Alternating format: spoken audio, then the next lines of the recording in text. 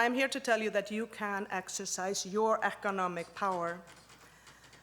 And it starts by asking yourself a few questions. How well do you use or how well do we use our commercial power? How do we spend those $20 trillion or the 8 years of our lives that we go shopping? Who do we do business with? Who's on the board of those businesses? Do they have balanced boards? Are these responsible companies or are they not? I realize I'm probably preaching to the choir in this room, but I can promise you people have not made the connection between their consumption behaviors and making change. So please become the change agents for others to start thinking about this. Become a conscious consumer.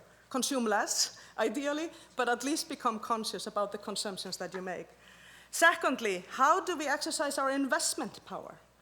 Now, not all of us have a lot of savings to call of investments, but I think Sarah is just one of the greatest examples one could have about how you can invest on your values, whether small or large. Invest on your values. Most people do not make the connection here either. And while I always recommend a diversification of your assets, I think if you have money to save, you should absolutely put at least a portion of it on your values, however you do that. And many of you think, I don't have any money to invest. Well, let me tell you, you do, because the pension funds are full of your money. And how are you exercising your voice and influence in those institutions that manage your money? The economic evidence is convincing, so you don't just have to do this to do good. You will actually make more money if you make this decision. Hedge fund research from the year 2000 to 2009 shows that women-owned funds made an average return of 9% versus a 5.8% for the average.